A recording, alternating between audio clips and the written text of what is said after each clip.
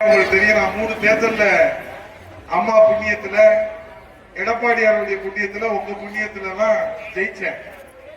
இந்த 4வது தேர்தல்ல வெற்றி வாய்ப்பு நழுவி போயிடுச்சு. அங்க திமுக ஜெயிச்சிருக்காங்க. ஆனா சத்தியமா இந்த உசிலம்பட்டி தொகுதியில காங்கிரஸ் நிற்கிறாங்க.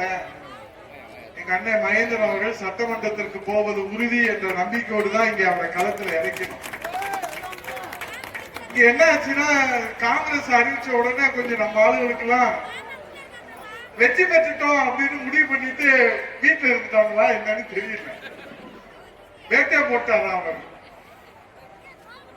இனி வரக்கூடிய தேர்தல் அப்படி இருக்க மாட்டோம். நம்ம தம்பி சுதாகரிக்க தொகுத்து வழங்கினாரு. முன்னாள் மாவட்ட செயலாளர் அண்ணன் வேலுசாமி உள்ளிட்ட மேடையில இங்க புதிதாக பொறுப்பேற்றிருக்கிற மணி அவர்கள், மலையாளம் அவர்கள், இலக்கியனுடைய செல்லை அவர்கள் உள்ளிட்டவர்கள் எல்லோரும் இருக்கிறார்கள். இப்ப இந்த செயலர் கூட்டம் எதுக்கு நடத்துறோம்? இப்ப 2 மாசம் தாவேக்கு ஆட்சி அமைச்சு 2 மாசம் தான் ஆகுது. அதுக்குள்ளேயே உங்களுக்கு பொறுக்க முடியலையாப்பா நீங்க கேட்க கூடாது. இங்க இருந்த சில பேர்கள் ஒரு எதிர்பார்ப்போட அங்க போயிருக்கிறாங்க. அவங்க எதிர்பார்ப்பு நிறைவேறணுன்றது என்னுடைய விருப்பம். ஆனா எதிர்பார்ப்பு நிறைவேறாம ஏமாற்றம் வந்துச்சுன்னா நிச்சயமாக அண்ணா திராவிட முன்னேற்ற கழகம் உங்கள் தாய் உள்ளத்தோடு உங்களை அரவணைக்கும் என்பதை மட்டும் இந்த நேரத்தில் சென்றவர்களுக்கு நான் சொல்வதற்கு கடமைப்பட்டிருக்கிறேன். எதிர்பார்ப்பு இருக்கிறது நியாயம்தான். ஆனா தாவேகா கட்சியில போய் நீங்க எதிர்பார்க்கிறதுன்றது உங்களுக்கு ஏமாற்றத்தை தான் தரும். இப்ப அண்ணா திராவிட முன்னேற்ற கழகத்துல இந்த முகத்தை பாருங்க, பிச்சைராஜன், கவி காசிராஜ், எங்க தோழமையில் இருக்கிற முத்துராமன், எங்க அப்பா பூமாராஜா, வெற்றிவேலு, அன்னை மகேந்திரன் அவர்கள், தமிழ்ச்செல்வன், வேலுசாமி, திருப்பதி, சுதாகர், என் தம்பி எழுமலை, வாசிமலை, இங்க மலையாளம், சிவசக்தி எல்லாம் இருக்கிறோம். பிரைட்டா இருக்கிறோம். ஏன் தெரியுமா? எத்தனை பேர் போனாலும் சரி அதிமுக, அதிமுக எம்ஜிஆர் காலத்துல போயிருக்காங்க, அம்மா காலத்துல போயிருக்காங்க, இப்ப எடப்பாடியார் காலத்திலயும் போறாங்க. அதிமுக எம்ஜிஆர் தொடங்குற போது ஜாதகம் பார்த்தாரா பார்க்கலான்னு எங்களுக்கு தெரியாது. ஆனா அவர் கட்சி தொடங்குற போது political party leaders manufacturing factory AIADMK, தமிழ சொல்றேன், அரசியல் கட்சியினுடைய தலைவர்களை உற்பத்தி செய்கிற ஒரு கட்சி அண்ணா திராவிட முன்னேற்ற கழகம் என்பதை புரட்சி தலைவர் நினைச்சு தொடங்கினாரா என்னன்னு தெரியல. ஆதாரம் இல்லாம சொல்லல. எங்க தாய்க்குள்ள நாச்சியார் வழி வந்தவங்க, வீரமங்கை வேலு நாச்சியார் வழி வந்திருக்கிற புறநானூற்று தாய்மார்கள், சகோதரி இருக்கிறார். இப்ப பாரதிய ஜனதா கட்சி இந்தியாவை ஆளுகிற கட்சி, தேசிய கட்சி. ஏறத்தாழ 22 மாநிலங்களில் ஆளுகிற கட்சி பாரதிய ஜனதா கட்சி. அந்த பாரதிய ஜனதா கட்சியினுடைய தமிழ்நாட்டு தலைவராக இருக்கிறது யாரு? நம்ம அண்ணன் நயினார் நாகேந்திரன் நம்ம கட்சியில் அமைச்சர் இருக்கிறது. காங்கிரஸ் கட்சியில இப்ப வேணா ஏதோ தாழ்வோ ஒருத்தர் எவரோ இருக்காரு. இதுக்கு முன்னாடி எங்க அண்ணன் திருநாவுக்கரசர் காங்கிரஸ்ல தலைவராக இருக்காரு. அவர் நம்ம கட்சியில் அமைச்சராக இருந்தவர். அதே போல திமுக 1-2 பேரை சொல்ல முடியாது, டஜன் கணக்கில் இருக்காங்க. ஏறத்தாழ 12 அமைச்சர்கள் திமுக அதிமுக இருந்து போனவங்க. ஏப்பா இத்தனை கட்சியில இருந்து போய் அங்க தலைவரா இருக்காங்க, அமைச்சரா இருக்காங்க. தாவேகா கட்சி மட்டும் என்ன பாவதித்த கட்சியா? விஜய் கட்சிக்கு இப்ப ஆள் போறாங்க. நம்ம செங்கோட்டையன், நம்ம இந்த மண்ணின் மைந்தர் நிர்மல் குமார், இப்ப சில பேரு போயிட்டே இருக்கிறாங்க. ஆனா போறவர்களுக்கெல்லாம் சொல்லுகிறேன், எத்தனை பேர்கள் இந்த இயக்கத்தை விட்டு சென்றாலும் இங்க இருக்கிற ஆணிவேராக இருக்கிற கலைக்கழக செயலாளர்கள் இதயத்தில் அண்ணா திராவிட முன்னேற்ற கழகத்தை புரட்சி தலைவர் ஐயா எடப்பாடியார் தலைமையிலே கட்டி காப்பார்கள். அதுதான் அண்ணா திராவிட முன்னேற்ற கழகத்தினுடைய 54 ஆண்டு வரலாறு. அதனால்தான் political party leaders manufacturing party தமிழ்நாட்டில் ஏஐஏடிஎம்கே பவுண்டர் புரட்சி தலைவர் எம்ஜிஆர்.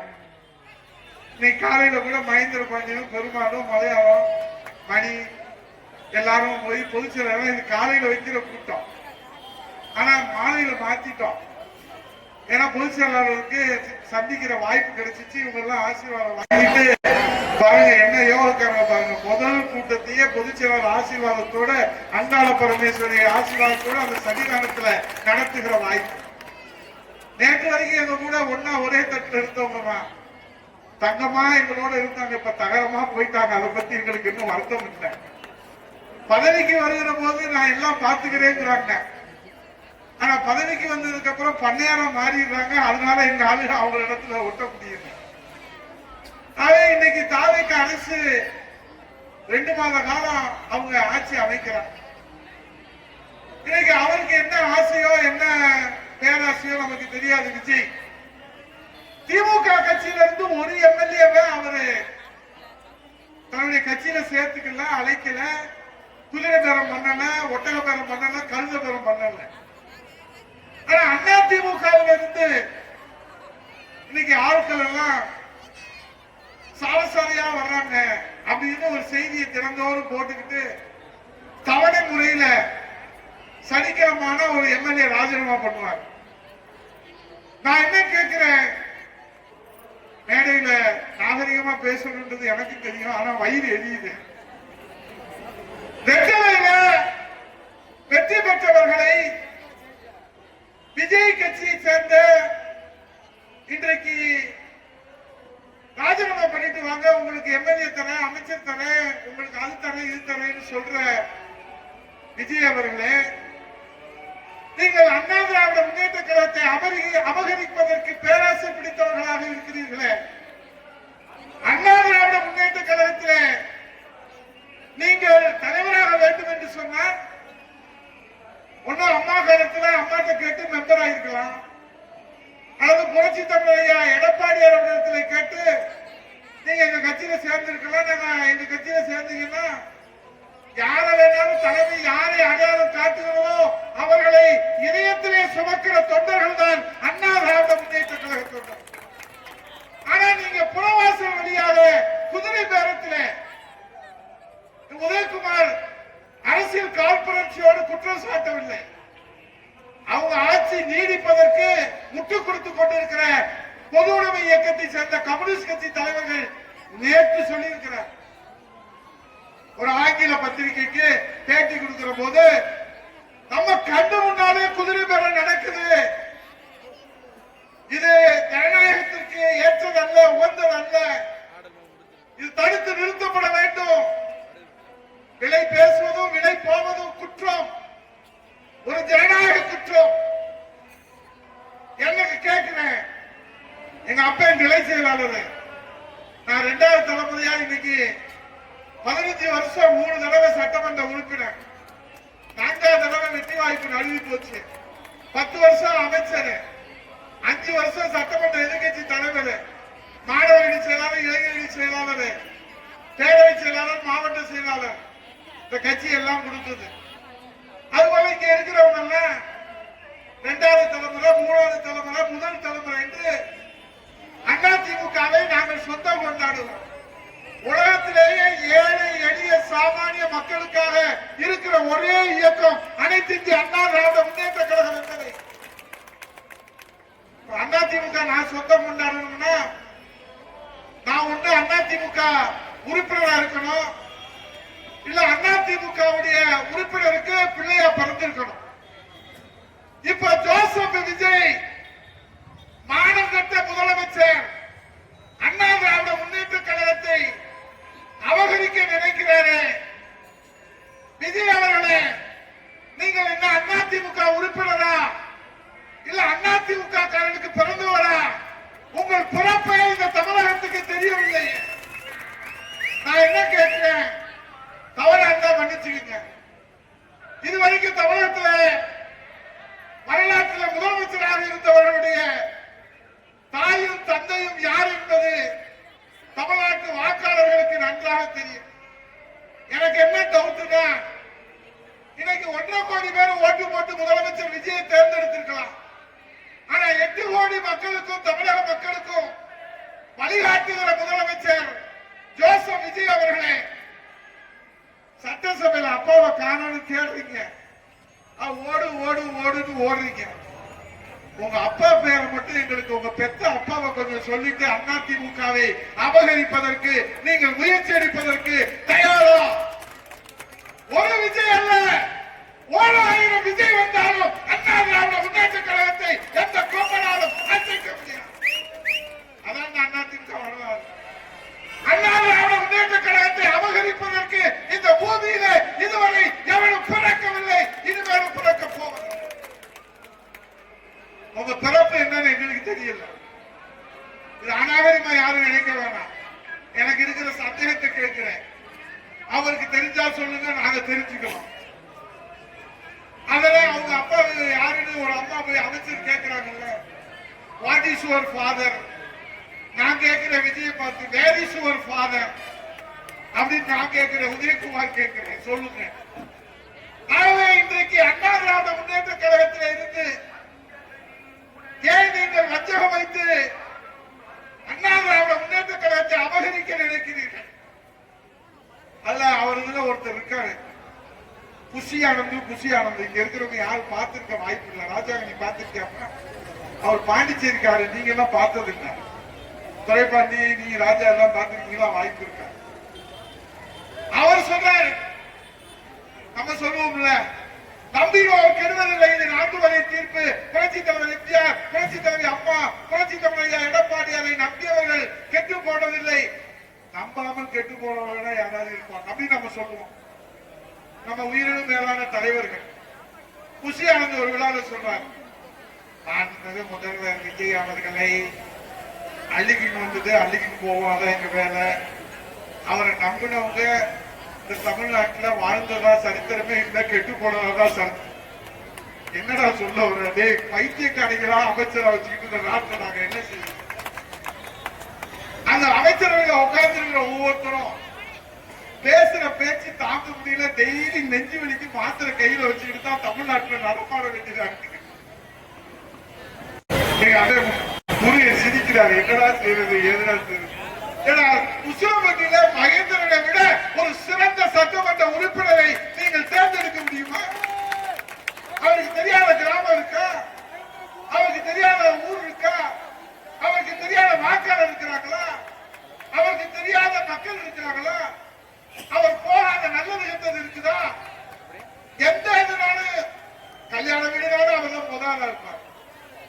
ஏதாவது ஒரு துக்க வீடுனாலும் அவர் முதல்ல இருப்பார். அப்படிப்பட்டவரை நீங்க மிஸ் பண்ணிட்டீங்களே, என்ன காரணம்னு எங்களுக்கு தெரியும். ஆகவே வணக்கத்துக்குரியவர்களே, இன்றைக்கு இருக்கக்கூடிய நிலைமையில காலையில கூட பொதுச் செயலாளரை பார்த்தோம். நாங்க அவருக்கு தைரியம் சொல்லலாம்னு நாங்க எல்லாம் போனோம். ஆனா அவருக்கு நமக்கு தைரியம் சொல்லி எத்தனை பேர் நம்மை விட்டு போனாலும் புரட்சி தலைவர் அம்மாவின் ஆன்மாவும் புரட்சி தலைவர் ஆன்மாவும் இந்த அண்ணா திராவிட முன்னேற்ற கழகத்தை இந்த தாய் தமிழ்நாட்டு மக்கள் மீண்டும் ஆட்சி கட்டில அமர்த்துவார்கள். அம்மா ஆட்சி இரட்டலை ஆட்சி மனம். அதை எதுக்கு நீங்க கலங்க தேவையில்லை. நான் பார்க்கிறேன். அதே போல இன்றைக்கு டாஸ்மாக் விலையை உயர்த்துவதற்கு 800 கோடி ரூபாய் வாங்கியாச்சு. இது வரவுள்ள செய்தி. அதே போல அரசு வழக்கறிஞர் நியமனத்தில் 800 கோடி ரூபாய் முறைகேடு நடந்திருக்கிறது. அரசு பணி மாறுதலுக்கும் அரசு பணி இடம் மாறுதலுக்கும் அரசு பணி ப்ரமோஷனுக்கும் இப்போது அங்கே பண பரிமாற்றம் நடந்து கொண்டிருக்கிறது. ஆட்சி அமைச்சு 2 வருஷம் ஆகுது. லஞ்ச ஒழிப்பு துறையில அருண் IPS போட்டாங்க. போட்டு 2 மாசம் கூட ஆகல. ஏன் அருண் IPS 2 மாசத்துல மாத்தி மகேஸ்வரி IPS ஒரு அம்மாவை போட்டுக்கிறாங்க? இப்போ யாரு மேலையும் விஜய்க்கு நம்பிக்கை இல்ல, எந்த அதிகாரிக்கும் விஜய் மேல நம்பிக்கை இல்லை. இதுவரைக்கும் ஒரு ஆட்சியை பார்த்திருக்கிறோம். தலைமைச் செயலாளர்களுக்கு செயலாளர்களுக்கு யாருக்குமே முதலமைச்சர் மேல நம்பிக்கை இருக்கான்னு நமக்கு தெரியல. அதே போல இங்கே இருப்பவர்களுக்கும் தமிழ்நாட்டு மக்களுக்கும் நம்பிக்கை இல்லை. அதை நீங்க எல்லாம் கவலைப்பட வேண்டாம். இது ஏதோ உப்புக்கு சப்பா சொல்லல, லட்சம் எல்லாத்துக்கும் எங்க அண்ணன் மூத்தவங்க எல்லாரும் இருக்கிறீங்க. இந்த ஆட்சி 5 வருஷத்துக்கு நிலைக்குன்னு யாரும் நினைக்க வேண்டாம். ஏன்னா நாடாளுமன்ற மகேந்திரன் பேசும்போது அதை சுட்டி காட்டினாரு. 2029 நாடாளுமன்ற தேர்தல் வருகிற போது அங்காள பரமேஸ்வரி அருளாட்சியோடு ஒரே நாடு ஒரே தேர்தல் நடக்க போகுது. அப்ப 3 வருஷம் தான் இப்ப இருக்கக்கூடிய விஜயுடைய தாவேக அரசுடைய ஆயுள் காலம் அப்பவும் நினைக்கிறாங்க. இப்ப முட்டு கொடுத்துக்கிட்டு இருக்கிறாங்களே பொது உடைமை இயக்கம், அதே போல நம்முடைய திமுகவிலே தோழமையில் இருந்தவருடைய இயக்கம் எல்லாம் எப்ப வேணாலும் முட்டை எடுத்துட்டாங்கன்னு வச்சுக்கோங்க. உங்களுக்கு தெரியும், இந்த சென்ட்ரிங் போட்டிருக்கிற போது முட்டு வச்சிருப்பாங்க. ஏதாவது முட்டை தட்டி விட்டுச்சுன்னு வச்சுக்கோங்க, சென்ட்ரிங் செட் ஆகாம கீழே விழுந்துரும். அதுபோல இந்த தாவேக அரசு நமக்கு செட் ஆகல, முட்டை தள்ளிட்டா அந்த மூதேவி ஆட்சி கீழே விழுந்துரும். அது எப்ப நமக்கு தெரியாத ஆண்டவனுக்கு தான் தெரியும். அச்சுடைய தாங்க முடியல. அவனுக்கு நண்பரா எவனாவது இருக்கான்னு சொல்லி அரசு பணியை தார பார்க்கிறான். நம்முடைய அம்மா அரசுல அரசுக்கு ஆலோசகர் இருந்தாங்க. கிரிஜா வைத்தியநாதன் ஒரு அம்மா இருந்தாங்க. தலைமைச் செயலாளராக இருந்து அவங்க ரிட்டையர் ஆனதுக்கு பிறகு அவங்களுடைய ஆலோசனை புரட்சி தமிழையா எடப்பாடி அவருடைய காலத்துல அண்ணன் சமூகம் IAS அவர்கள் ஆலோசகராக இருந்தாங்க.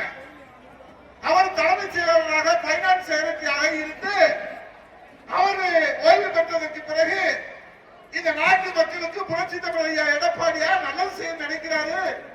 7.5% இடஒதுக்கீடு சவாலுக்கு சொல்லுகிறேன். இந்தியாவிலேயே மருத்துவ மாணவ கனவை நனவாக்குகிற மகாராசனாக புரட்சி தமிழையா எடப்பாடியார் 7.5%. 16 மருத்துவக் கல்லூரி, குடிமராமத்து திட்டம் எல்லாம் கொடுத்தாங்க. இப்ப தாவேக்காவில இருந்து தாய்மாமனா மோதிரம் போடுறேன்னு சொல்லி இருக்காங்க. பாத்துக்கங்க, மோதிரத்தை போட்டு நம்ம மோதிரத்தை கழிச்சுட்டு போயிடலாம். ஏன்னா எல்லாருமே செல்போனுடைய அலைகிறாங்க, டீல்ஸோட அலைகிறாங்க. எல்லாத்தையும் காட்டிட்டானுங்க. நீ ஒன்னே ஒண்ணு காட்டல. கோயிலா இருக்கிறனால பெண்களுக்குனால என்னால சொல்ல முடியல இது வரைக்கும். எதைத்தான் காட்டுறது எதைத்தான் காட்டக்கூடாதுன்னு தெரியல.